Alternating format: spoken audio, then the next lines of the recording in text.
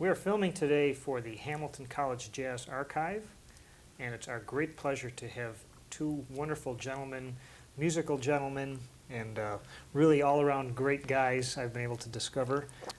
Al Gallodoro, saxophonist and clarinetist, and Mr. Spiegle Willcox, trombonist. And welcome, Hi. gentlemen. Thank you It's a ever great so pleasure much. to be here with you.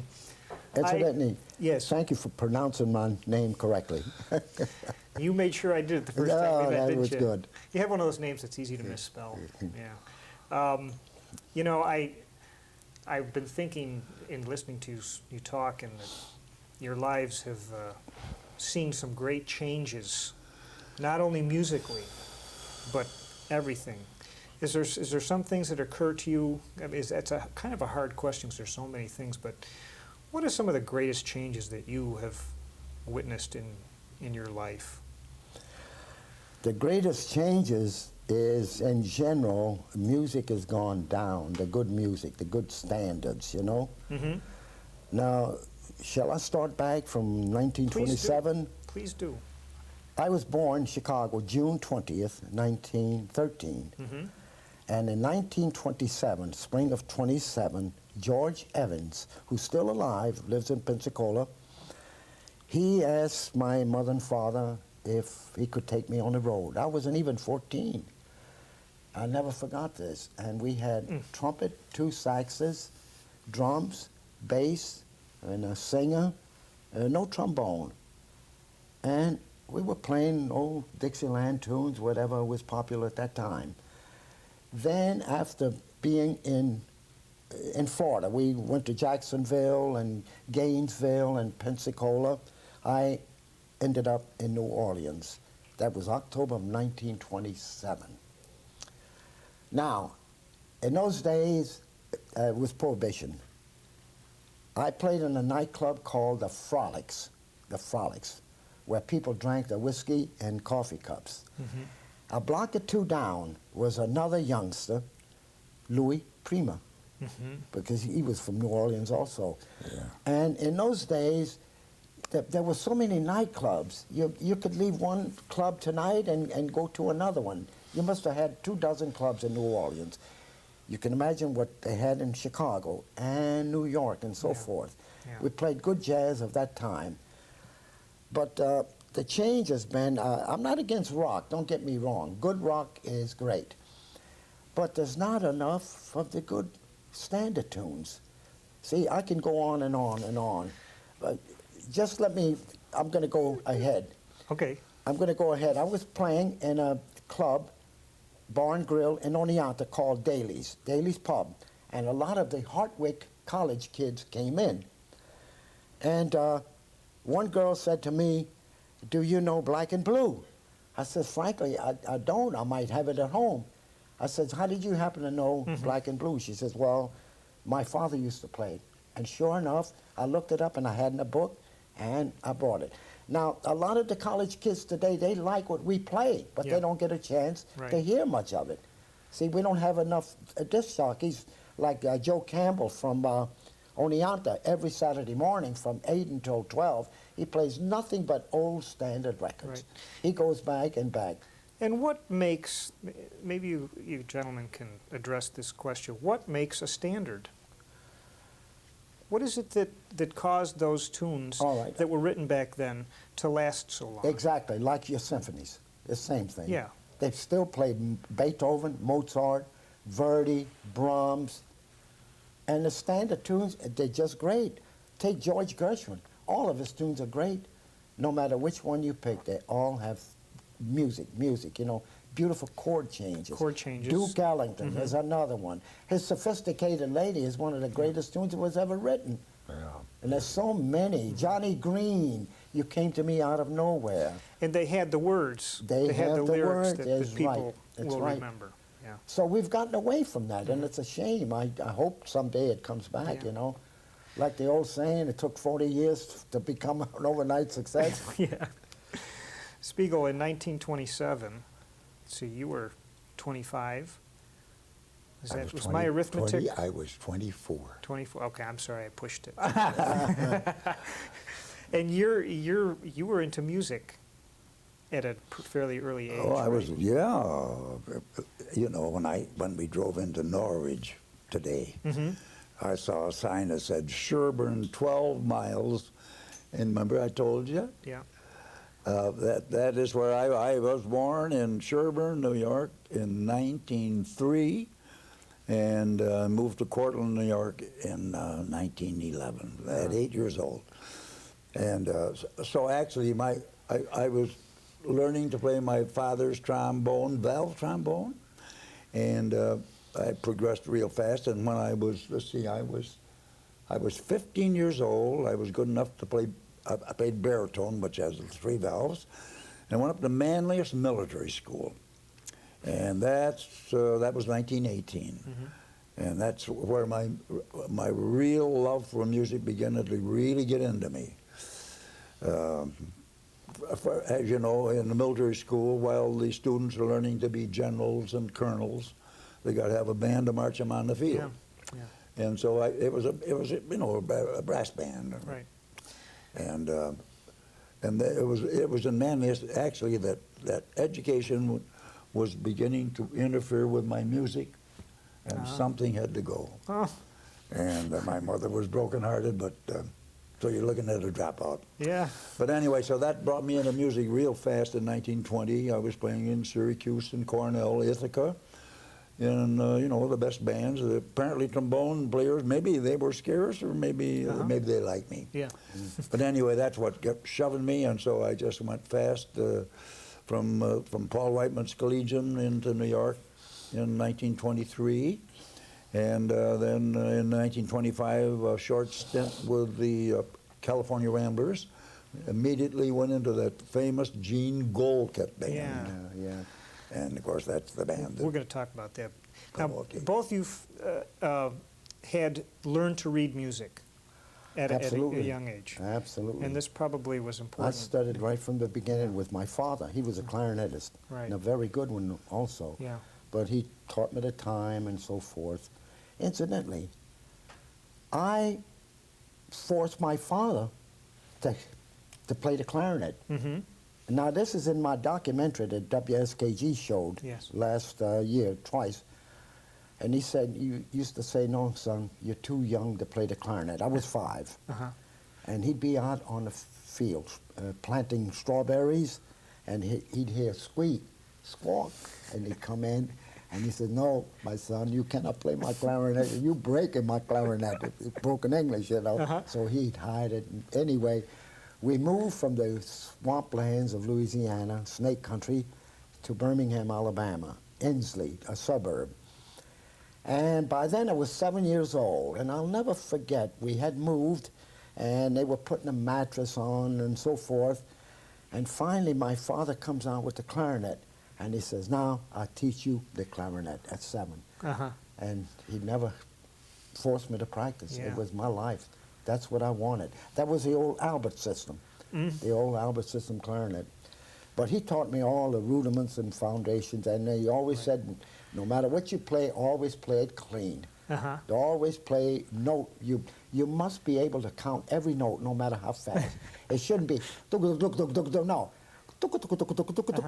You must count every note. Well, I heard you play last summer. I think you remember. Yeah, well, what I you have some of said. that in my cassette. Yeah. Some of the double, triple toning Right. I do. Right. Now, you guys both have a connection with Paul Whiteman, and can you talk about how that came about with Well, started with He Gene? came first. Yeah. Eagle came first. Actually, I was working with the band in Ithaca. It was called the Big Four. It was all made up of college students, and the drummer had a big connection with the Paul Whiteman office. So that's how I landed. That's my portion of the Paul Whiteman part, would be through the Paul Whiteman office, and we made 3 Victor records, but all the name is just the Collegians. Mm-hmm. But anyway, but Al is so much more. I mean, has the right to say that he played with the Paul Whiteman big band. Oh, yeah. I'm glad you said big man. You know, I want to tell you something, Monk and Spiegel. The Whiteman band was never really appreciated. We did it all. We went from 5 saxes to 7 saxes to 9 saxes. We had great jazz players, the Teagarden brothers, Frankie Trombar, great trumpet, and great arrangements. But to this day, I respect Glenn Miller, I respect Benny Goodman, but nobody ever had the exposure on television and radio than that Paul Whiteman did. We had all kinds of hours, the Chesterfield Hour, Swan Soap, Goodyear Tire. We had that on television every Sunday, and we had big arrangements. And you know where Whiteman was intelligent? He didn't have 1 or 2 arrangers. He had 4 and 5, because by having different arrangers, they would all sound a little different. Otherwise, you get stale with the same arranger, you see? Yeah. But our band swung. It really swung. The 50th anniversary album, that's beautiful. Beautiful. Buddy Weed did the piano on Rhapsody in Blue, and I do all of the work. Enoch Gleit was in the control room. You hear the clarinet, you don't have to tune up. You hear the bass clarinet, you don't have to tune up. And Jack Teagarden is on it. Joe Venuti is on it with a couple of numbers. I know you worked with Joe, huh? Crazy Joe. Yeah, you guys share a lot of the same bandmates. Yeah. I know in your pictures you showed me in your home, some of the same Frank fellows you just Lombard. mentioned, and the Dorsey See, brothers. they all went after the Gold Cup band broke up in 1927 around Labor Day. Right. Then history shows you that Joe and Eddie Lang always performed together. You know, they were Right. Eddie Lang. Exactly. And very close. And then in the Whiteman band, Paul Whiteman took over Jimmy Dorsey, Exactly. and Tommy Dorsey, and Bill Rank. Oh, my God. Yeah, Bill Bill Rank Rank. was the first And trombonist when I joined the band. Steve Brown, the bass player. Gee. And wait now, and let me see, there's other guys that went in that band from the Gold Cup band. But as you know, the history was that I stopped playing, I mean, really professional in 1927. I went home and in the coal business, so I was just a small potato in a, you know, a big puddle. But your career has like been revived almost. With Well, it's just because I've lived so long, and that is interesting because I had a band of my own around Cornell, you know, Colgate, Syracuse, for years, like a 10, 12-piece band, and very popular. And then as rock and roll kept coming in later on, you know, and I got older, so I did a lot less playing. I didn't think rock and roll was going to last, but, and you know, sometimes people ask me, do you have a favorite rock group? And I said, yeah, Mount Rushmore. But anyway, that's what happened to me. And finally, in 1975, I'll tell this as fast as I can, 1975, I was invited to go down to New York City. Why? To recreate a concert in Carnegie Hall of Bix Beiderbecke's short life of his, with the Gold Kit Band. And that was, and we did another concert 3 months later, the same thing, George Wein promoted that one. Right. But at the end of the second concert, Joe Venuti said, Spiegel, why don't you get your trombone and come with me? And he says, I have a lot of club dates, and we'll have a lot of laughs. And, you know, and my wife and daughter says, why don't you go? Good. And that's really, he's the guy that really pulled me off from under the rug. And ever since, he gave me such a shove that from now on, I don't know, it's just, I've just got to live. Yeah, that's great. When you were young boys and you were hearing music around your house, what was it that was being played? Can you describe the music that you heard? All right. I can remember, I'm born 1913, say 1923. I first heard the famous Rudy Wiedoff on record, 78. And my father took me to Forbes Music Store in Birmingham, Alabama. I never forgot. I think Forbes is still there. Different owners, of course. And naturally, I marveled at Rudy Wiedoff. And he had a lot to do with me emulating him and so forth. That's right. You know? And I studied hard. My father got me my first saxophone when I was 12. And it was called Perfect Tone. Would you believe it? Yeah. I don't know who it was made by. C Melody. Yeah. They were C famous. Melody. And it was nickel plated. I never forgot it. Yeah. So Rudy Wiedoff meant a lot to me, yes. Yeah. I emulated him, Uh-huh. and I suppose there are students today that listen to my records Right. also. It's obvious that the classical part of music has been a big influence on you too. I can hear it in your playing. Oh, yeah. Well, I studied classically. Yeah. Marcel Mule, Yeah. you know, when I first played the Concertino da Camera by Ibert. Oh, yes. I performed that several times on the air, but I never recorded it. Mhm. I never recorded it. It's a finger You know, buster. as you talk, I have to say something. Now, you mentioned your reading. You know, you were a good reader.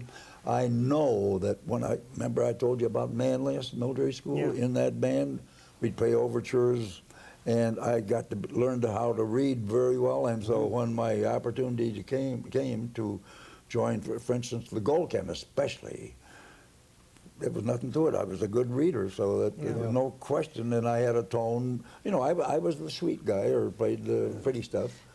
Explain sweet. Well, just pretty. Just, Okay. I mean, Standard I don't mean tune. slow music all the Right. time, but Because just a nice Whispering tone. Well, just like Tommy Dorsey. Yeah, I mean, exactly. that's the guy that I replaced with the Gold Kid Uh-huh. band. You know, Oh, really? Yes. well, it happened in 1925. If you've got time for it, I'll tell you. Yeah. This was a big point in my life. I was playing in Auburn, New York. Auburn. And I was playing all summer at Owasco Lake, at the head of the lake, Lakeside Park. And we were coming to the end of the Labor Day coming up, and this guy by the name of Freddie Farrar came over to the bandstand one day, and I said, "Who are you? I mean, are you a musician?" He said, "Yes." And I said, "What do you play?" He says, "I play trumpet." And I said, "Where do you live?" And he said, "I live in Detroit." And he says, "I play with a band called Gene Goldkett." Well, man. I had heard in 1924 the record. It's called "It's the Blues." I don't know whether you ever heard it, but what it had on it that appealed to me had Joe Venuti playing his fourth string, with God. Eddie Lang. And I said, "Well, why don't you come over and set in tonight?" And he did, and we played 4 or 5 tunes. And he turned to me and he said, "How would you like to come and join the Gold Kid band? Tommy Dorsey is leaving." Now, at that time, he was just a sideman. And, Jimmy was playing in the sax section as a sideman. Well, anyway, I said, "I do have to go to New York. I have a commitment with the California Ramblers." And then in those days, we had what we call a 2-week notice, Right. They could say, "We don't like you anymore," or I could say, Right. "I don't like you either." Yeah, 2 weeks. And so during that 2 weeks, the Gold Kid office wired me 3 times and said, "Will you join us?" And I remember in 1923 how much I didn't like the city. I don't know. I'm a country guy, I guess, Yeah. in the sticks. And so I said, "Gee, I'm going out to Detroit and join this Gold Kid band." And as it turned out, that really was the best thing I ever That's a did. good move for you. Yeah. And I remember going down there at the Greystone Ballroom the first night. Now, the only guy I knew and I didn't know him very well, was that first trumpet player, who Venuti said was the backbone of the band. And but anyway, there was Russ Morgan up there shaking the stick, not playing his trombone. And I don't know. I won't say the name. I can give you the names, but you don't care about that, do you? Except It's a names like fascinating Big story. Beiderbecke Sure. and Trombar. Yeah. Fudd Livingston played a little while. Yeah, he you was know those great. names. Remember them? Great clarinet. Well, yes. you know these names. Yeah. The word jazz at this time, did it have a different meaning than it does now? I mean, you had the jazz age, and did jazz mean all popular music at that time, or was it not? That used you as much? improvised on, like Dixieland. It's all jazz. Yeah. Like Strutting with Barbecue. That la, Right. la, ba, ba. We might even play that a little. That's a great one. It seems like the popular music of the day was jazz oriented. Is that right? Yeah, but you had sweet tunes Sweet also. tunes also. Like Whispering, that Paul Whiteman made famous. Oh, yeah. Oh, God, so many beautiful Of tunes. course, we had Bill Chalice. Yeah. Bill was with Whiteman then, of That's course. right. Yeah, I forgot this. I knew Bill from New York. Sure. Bill Chalice, he was You know, this is something funny. He has a fantastic memory. Everybody says, "Al, how do you remember 60 years ago?" I said, "You can't remember everything, Yeah. but a lot of things are just like it happened today. Mm-hmm. Like the day that I got my first job in New Orleans, Howard Voorhees. I went to his house and noodled and this and that, and he says, yeah, kid, I'm going to hire you. Beverly Gardens was a gambling house. They didn't call them casinos then. Gambling house with about a 5-6 piece group. And he picked me up. Now, this was 1927. He picked me up. We did the job. Coming home, he pats me. He says, kid, you did a very good job. $35. I'm going to up you to $50 a week. $50 That a was week. seven. Bet that was big money then, Oh, right? my God. A pack of gum was a nickel. A Frankfurter with sauerkraut was a nickel. Yeah. $50 a week, but that was 7 days. And you went to work like at 10 at night till 2? No. Yeah, maybe until 4 in the morning. So you worked for it. Yeah, and then from then on, I went into the Orpheum Theater, and took over 4.5 years playing big-time vaudeville. Yeah. God, I was only 15 years old. 1928 I went in there. Think of that. November of 1928. How did your parents feel about this They career? loved it. Yeah, They're good. because they were all musical. They were all musical.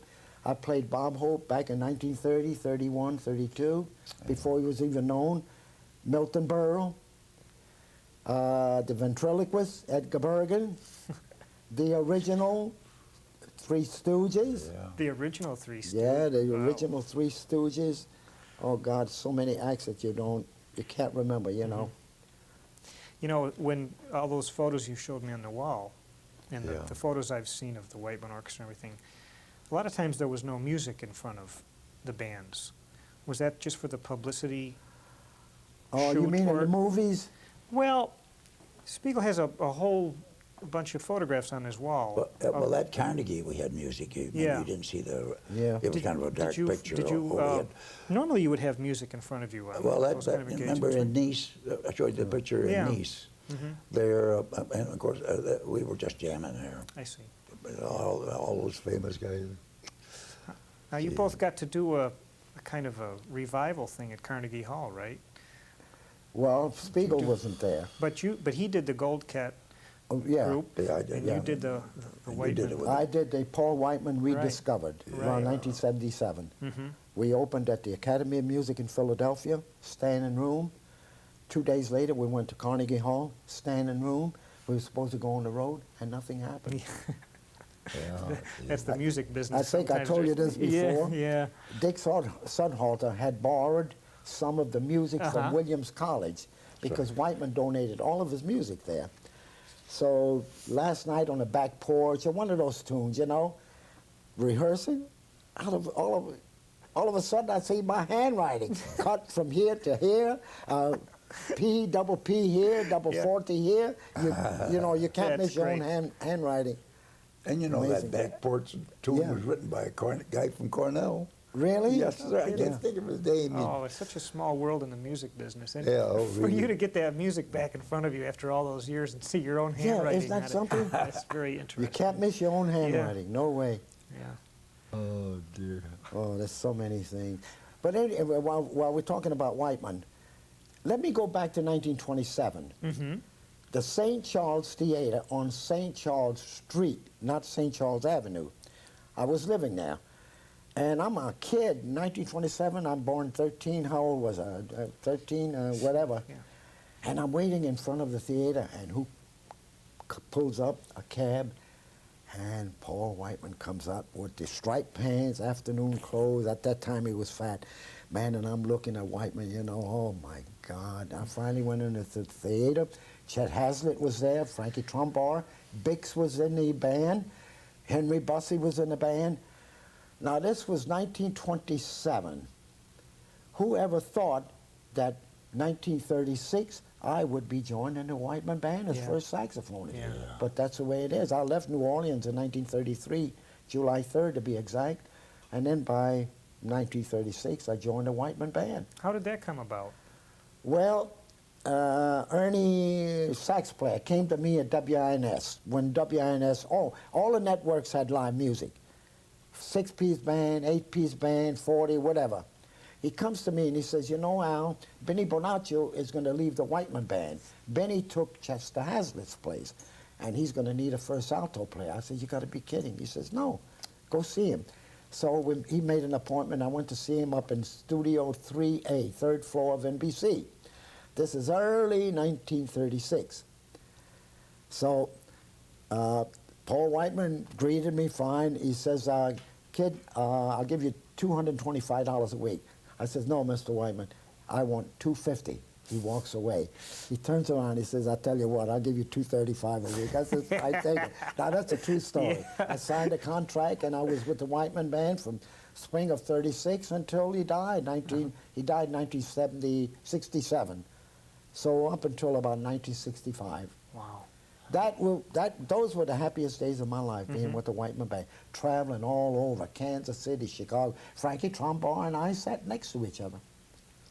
Isn't that interesting? You see the difference in the ages right Yeah.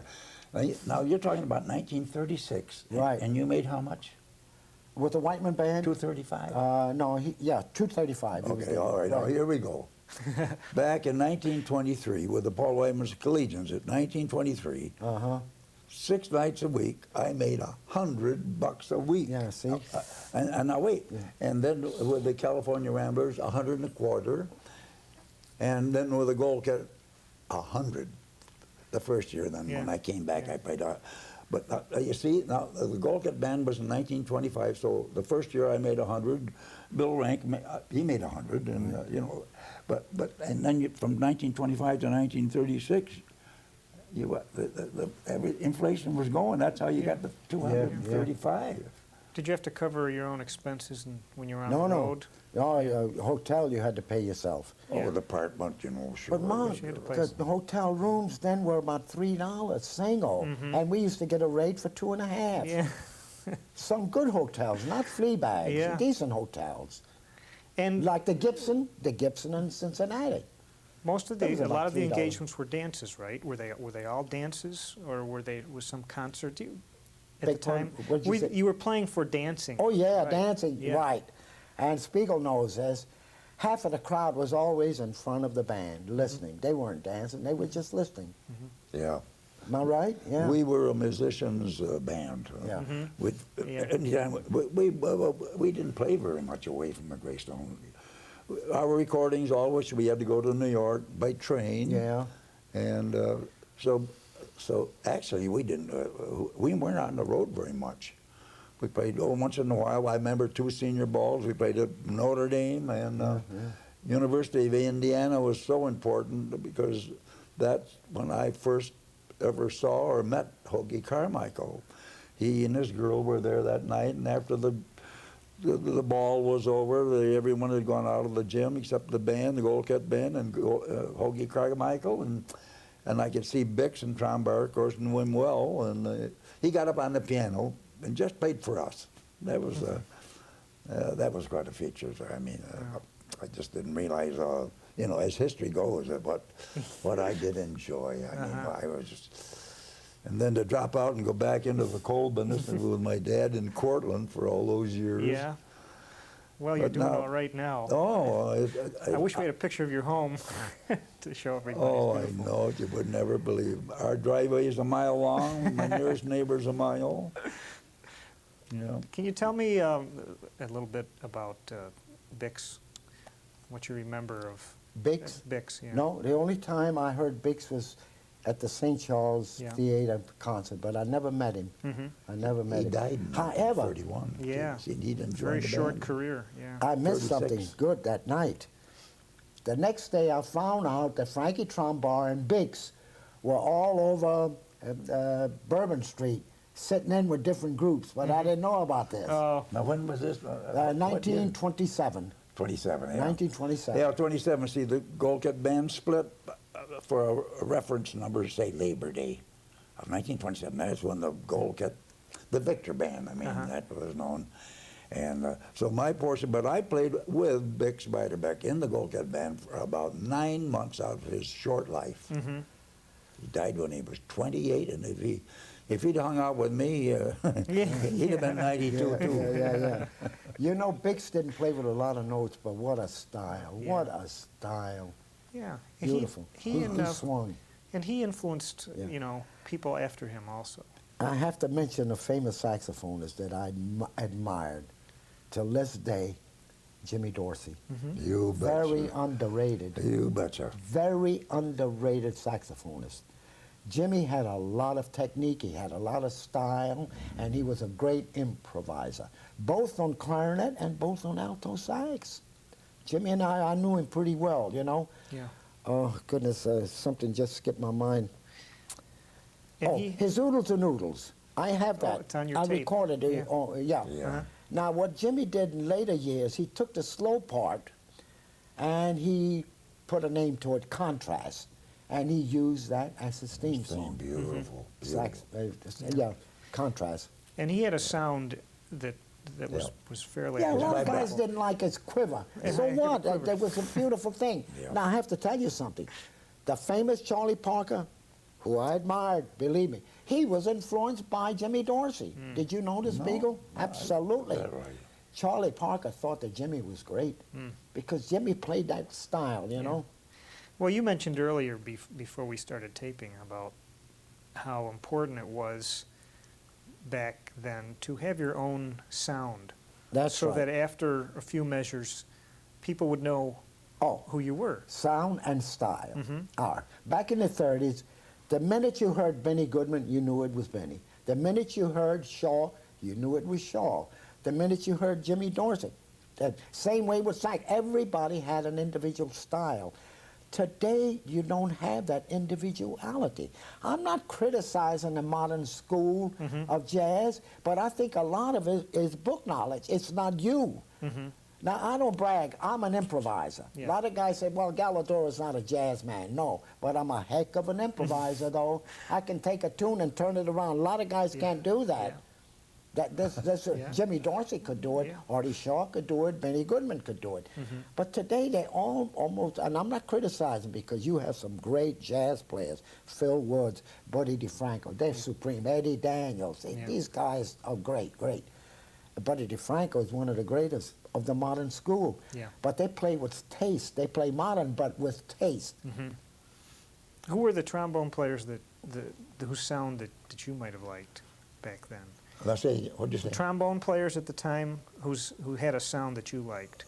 Well, when I was a young boy, even, I mean, up at maybe 12 or 13, you know, I was starting to play trombone. I don't think anyone else ever got this, but there was a trombone player by the name of Arthur Pryor. Oh my goodness. I never met him. Yeah, his son became an actor. Yeah, well, Roger Pryor. I played his act. Wow. Oh, well, anyway, isn't that funny that I would listen to these records, you know, and he, no jazz, you know, but just he had a beautiful That's tone. right. And isn't that funny that I have to say that, Yes, Roger Pryor. Arthur Pryor. Arthur Pryor, yeah. Impressed me. And of course, well, then, let's see, the trombone player with Isham Jones. I liked him too. Go ahead. I'll get to that. What was his name? Martin? What was that guy? You know, the trombone player. Red Ballad? Not Red Ballad. No. No.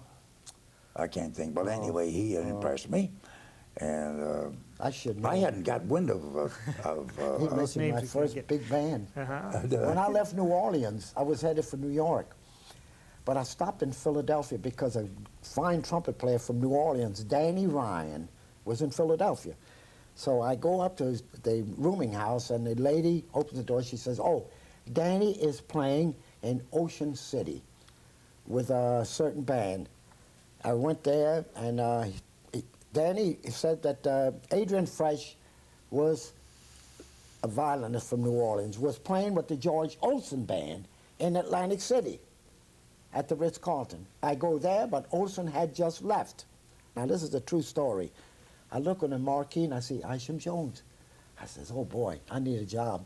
So I went up to the manager, spoke to him. He says, oh, I really put it on strong. I'm great. You have to. I was a great salesman, 20 years old. He says, I tell you what, kid, come here tomorrow. Ish is rehearsing, and so forth. I went there the next day with my alto clarinet, and I had baritone with me. And Ish hired me, but the guys didn't like me. You know why? They all wanted a raise. They wanted a raise. Oh, they didn't want another No, player. but Ice didn't need me, Uh-huh. but he gave me $75 a week, and a lot of guys didn't like it. Now, I'll tell you who was in the band as an arranger and became very famous. Gordon Jenkins. Mm, Gordon yeah. Jenkins was not known in 1933. Mm-hmm. And that's how I happened to be with the Isham Jones Band Yeah. until October when he went into the Commodore Hotel in New York. He says, Al, I have to let you go. I says, what's the matter? No go. He says, no, kid. You don't belong to the union and you can't yeah. do a steady job until you're here for 6 months. Right.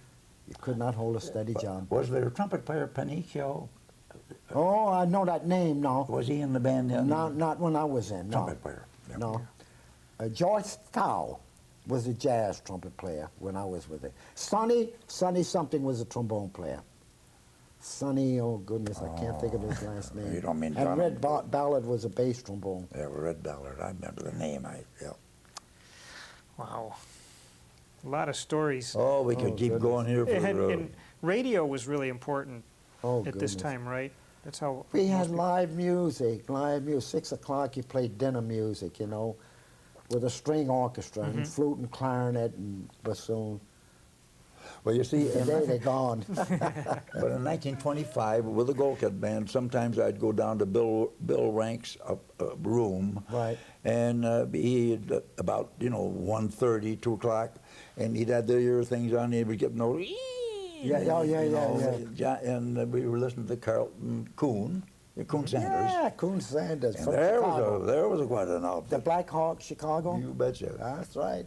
Yeah, I mean, so see, and the trick was to see how far away you could get. KDKA, there was a big station in Pittsburgh, I think it was. But that Kansas City was a big jump, and Bill would show me how. Yeah. So you can see, and here's another thing I'd like to mention, that in 1923, with the Paul Whiteman's Collegians, we made 3 Victor records, not in mics because they hadn't come on yet. We made it, what do you call it, acoustic recording, in horns. Did you have Oh, a yes. megaphone? That took Yeah. me back. That was before my time. Yeah, they Hey, would see, that's the difference go in straight ages, onto yeah. a metal record or something from the megaphone, and I guess that's how they made it. Oh, well, the big end of the megaphone was out here, and I forgot we were kind of in a circle, and we were blowing into Yeah. these horns. And the smaller end went into like a little velvet curtain, and there's a big chunk of wax about easy that thick. And I don't know how they made the record, but so that's interesting because in 1926, early, in the same room in the Victor studio, the Golkett Band was recording with 1 mic. And I'll bet you Steve Brown didn't sit over 2 feet from that playing bass, I mean, That reminds me, Andre Castellanos was famous. Everything. He was so particular with intonation. Well, I did a couple of the Coca-Cola hours. Chess Hazlitt took over.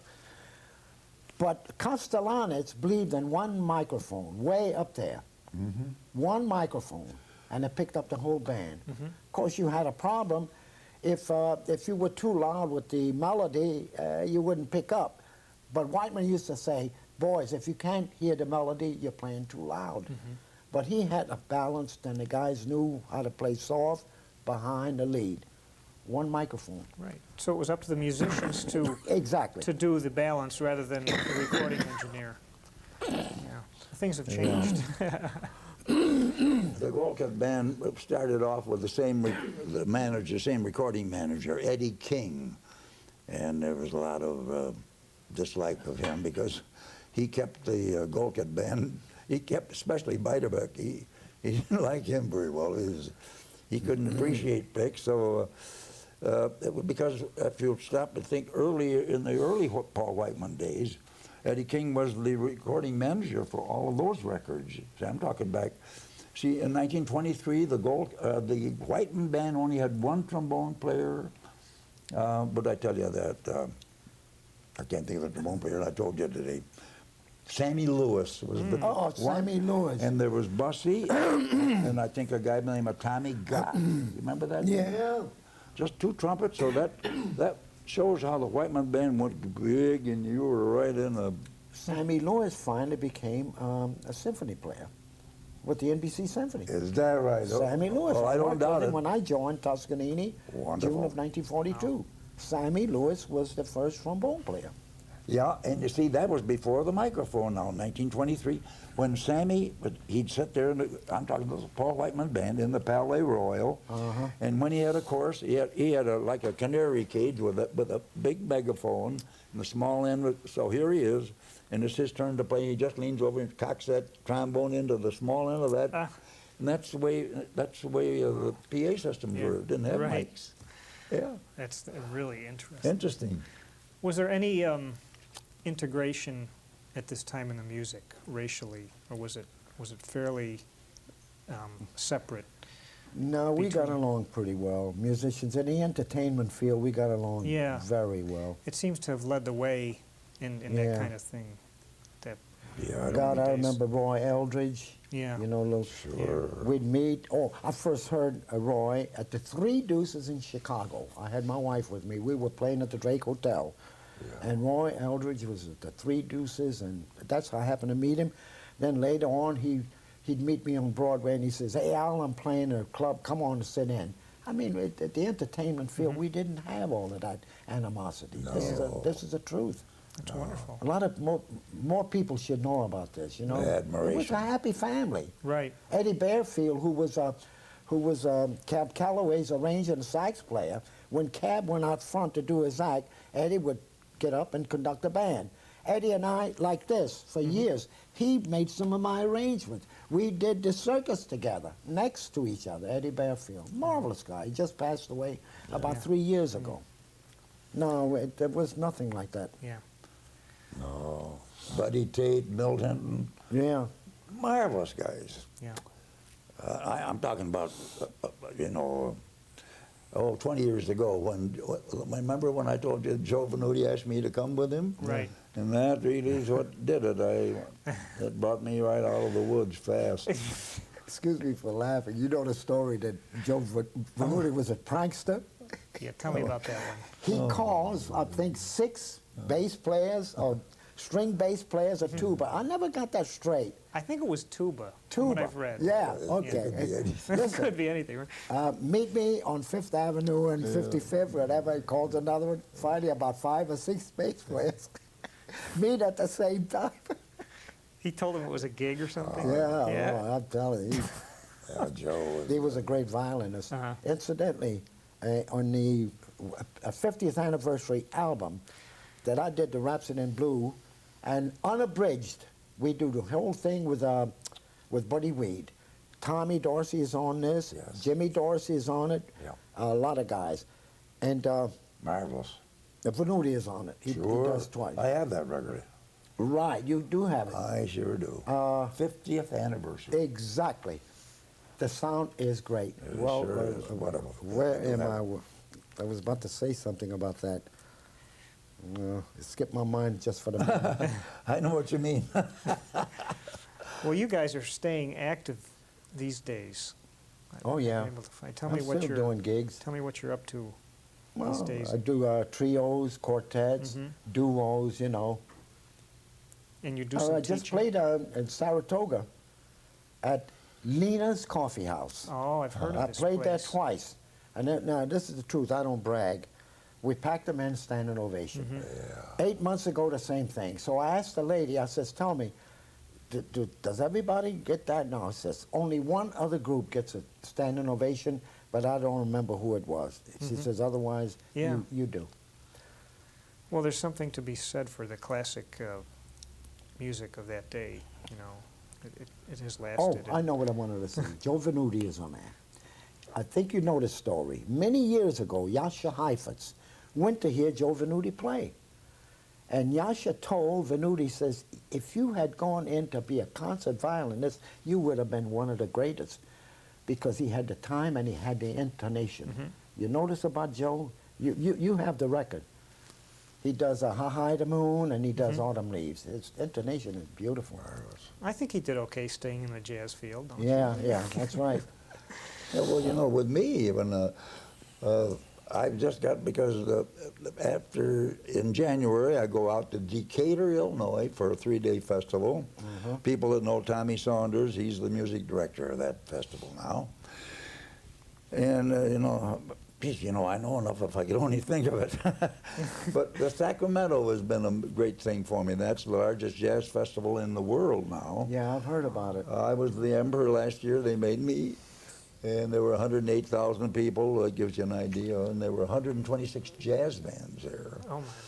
And I just play as a guest, as a... 126, huh? Yeah, 126 jazz bands. Oof. Some of them from Europe. Yeah. And then, of course, there's the big Davenport thing where Bix was born. Yes. And I don't know of anyone more qualified now, because I'm the last guy, I guess, that I know as far as the Goldcat band that played with him now. After all, when you get to be 92, you got to be somewhere near the end of the line. But you're going to Germany, too? Oh, yeah. I'm going, in March, I told you about that, I'm going to go to Wiesbaden with the Lufthansa Airlines are going to fly my daughter and me over, free. And then I'll go back in Germany. And then this recording, I never dreamed I'd ever make a CD. I made 2 now in Holland, with Holland musicians, wonderful. Oh, we could talk a lot. I can see Al is loaded. Oh, my goodness. You mentioned Davenport. We played Davenport with the Whiteman Band. Yeah. In 1940, early 40. Yes. And I have photographs of us being at Bix's grave. His home. At his grave. Yeah. Yeah. Yeah. Whiteman Well, and all the guys. Tell me about, as we wrap up here, you have some interesting selections here. I see you do Saxophobia. Did I see that? Yeah. The saxophone has gone through an interesting life since its invention. I mean, it was first a military instrument, wasn't it? The When it was saxophone? invented? The saxophone. Yeah, I think so. Yeah. Benny Hinton was from the old school. Clyde And, Dorr. I think Benny Hinton, came before Rudy Weedoff. Mm-hmm. Well, I'm looking forward to hearing these, both of your recordings, guys. And what do you think of the state of jazz today? I think it's coming back. I really think if more college kids begin to hear more of it, they like it. I know that they like it. Yeah. Because we have chord changes, we have melody. There's something there, Yeah. And it isn't monotonous. It isn't one thing after another. What do you think, Spiegel? Well, Tell me all Oh, about those this. tunes that, you can almost tell from all of them, they're all most all of them are what we call old standards. There's a tune there called "That's My Home." Is that on that? When I was back, way back when I was 89. That's My Home. Well, that's a tune that I heard. That's the theme song. Oh, I think Doc Cheatham recorded this recently. Did he really? That's My Home. That's My Yes, Home? Yes. Is that right? Yeah. Oh, it's a pretty tune. Yeah. Yes, it is. That's great. Yeah, and then another tune on there is Poor Butterfly. That's been my theme song. One of my favorites. That's been my theme song for 65 years. My wife's favorite, too. Yeah, pretty. Yeah, and then on the other, this is interesting. This last one I made was last summer, with all practically the same band, all in Holland, Dutch musicians. The first one is called Ham and Eggs, and last year I was playing at Tivoli Gardens in Copenhagen. That's a big park, and if you ever go to Copenhagen, you're bound to go to Tivoli Gardens. And I was playing in the jazz house with the #1 jazz band of Denmark, and this Ham and Eggs is a tune that they were playing, and I sing now. And I said, I'm going to take that with me right in my head, because I knew I was going to record in Holland the next week. And it was written by, what I'm leading up to, it was written by Danny Barker, the guitar player, the black guy. He just died here two or 3 years ago. And well, anyway, it's not real fast, not too slow, but just a nice, cute song. Yeah. I sense such a great camaraderie between musicians. It's just wonderful. We've talked to some wonderful people, and if they have bad things to say about people, they don't say them. I mean, they may think them, but I mean, I've heard some stories about Benny Goodman, for instance.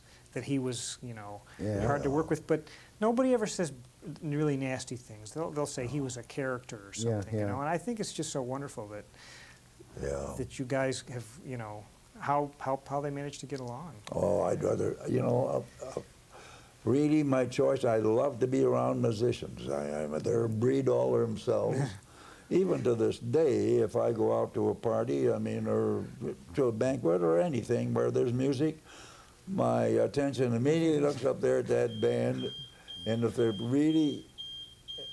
really appeal to me, I go right up kind of fun and watch them. Yeah. And I'm looking at the trombone players, and that's the way we get acquainted that way. But even to this day, musicians.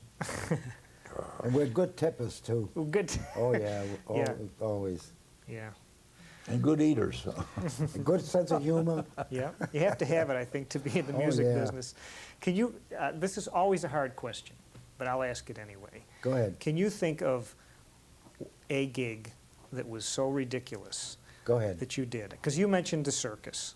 Yeah. You know, and I know that, did you ever find yourself doing a gig that you said, I can't believe that I'm doing this? You son of a gun, I just played one. You did, I just played one. so it never ended. But I'm not going to mention. Okay. I'm not going to mention the show No. nor the conductor, because the conductor was great. Uh-huh.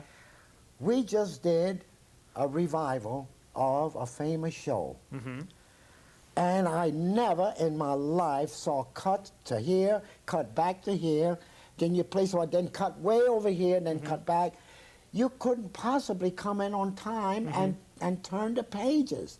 And absolutely unbelievable. I've played shows, yeah, you make a cut here and you play in Yeah. and you wait a minute, cut here.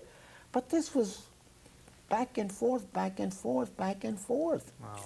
Hideous.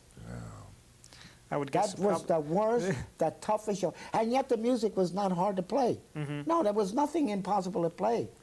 But the cuts going back and Yeah. forth. They didn't bother to make photostats and so forth. Right. That was what. Now the circus is nothing. Everything is marked. But the only thing about the circus, it's loud and louder. You fast. never play Yeah. soft and fast. Well, now sometimes when you play a waltz, if you're playing a waltz, now this is something that I try to teach. Instantly, you got to go fast. Say you're playing a waltz for the trapeze. Da da da da da. Ba, ba, ba, ba. Da da da da da. Ba, ba, ba, ba, da, da, da, da, da. It's right there, Yeah. simultaneous. Yeah. See, not gradual. But that's good experience. Vaudeville was good experience. Oh my Yeah. goodness, 4.5 years of that teaches you a We're lot. got beginning quick. to warm up now. The next How hour to will play be nice. behind singers, how to play behind. Right, Tim? Oh, gosh. Oh, mercy. Fascinating. Well, I didn't mention the show, right? Didn't mention the show. We don't No. know who the conductor was. We know what it must have looked like. Like they Great cut all the conductor, music great up and piano put it player. back together. He And, had his hands full. uh-huh. You know what he said to us? He said, look, guys, do the best you can, you Yeah. know? But the best you can is not good enough, you know? Right. Right. Well, we look forward to many more years of hearing you guys, and we have some instruments here, Yeah. which is a real treat. And Oh, wonder- before that, can I just say something you about please do. my cassette here? What I did, I compiled 16 solos. My whole Columbia album that I recorded in 1951. Then I have live performances that I did at ABC 1947, like Dizzy Fingers, 1944, Flight of the Bumblebee on clarinet, and some I did in McAllen, Texas. Then it shows double and triple tonguing, which I'm one of the very few Yeah. that does it. My brother says, Al, when you double triple tongue, it sounds like single tongue. That's because I trained myself correctly to do it. But anyway, So there's this a is lot like of good stuff in here. a career compilation almost for Yes. you. That's Right. great. Then That's I do really the nice. Fantasy Impromptu, Uh-huh. which was published by Mills Music. You know how much money I made on that? Hmm. Royalties? Is there any price on peanut shells? $3 royalty, $1.50. You Oh, didn't God. retire on Oh, it, huh? God. Oh, Terrible, terrible. yeah. So, gee. Well, the business of music can sometimes be a little treacherous, I guess, you know. And But there's not that many saxophonists or reed players who can step from the classical world into the jazz popular music. That's because I've been an all-around Yeah. player, and this proves it. Yeah. This proves. Now I do one number here that I recorded on the Columbia album, Alt Wien, Old Vienna, that I do with strings, harp, and alto sax. That's real classical. You know, it's a different thing. This is the variety of all my playing, except the heavy, like the Brahms. I recorded the Brahms Clarinet Quintet with the Stuyvesant Quartet in New York, 1947. There again, we didn't get 1 penny royalty. Not 1 penny royalty. Yeah. It was International Records. Then they put it on concert hall recording, and that was it. Yeah. You know, Joe Venuti, now there's a guy that any amount of money that he could step in any symphony. Right. But there's many a symphony guy that can play like Joe maybe in the symphony, but he can't get, he'd fall, well, he wouldn't even get in the front door. Yeah. Oh, Joe Venuti. Can't speak high enough for Joe Venuti. And there's Stefan Grappelli, you know, I mean, Oh, yeah. Frenchman. Oh, yeah. They both, you take those two guys, they both play just like their personality. Right. Stefan, he can play a lot of notes, and they kind of slip in, slide in. Yeah. He goes around on his tiptoes. He's still alive, though. Yeah. But Joe Venuti plays like an Italian. You know. But isn't Grappelli Italian? It's an Italian name. No, He's French, Well- I believe. well, you know, maybe he is, but I'll tell you, he acts like a Frenchman, though. Yeah. Well, he is from Probably France. lives, yeah. Well, we'll have to check that out. Well, Yeah, well, it doesn't matter that much. They're both Grappelli, great. Yeah. maybe that does sound. Well, let's check that out. All right. We'll look in our history books. Well, we going to hear a little music? Hey, Is why that don't a you knock it off possibility? so I can blow a little? Yeah, Okay, we'll pause here for a I moment. think I'm going to stand, though.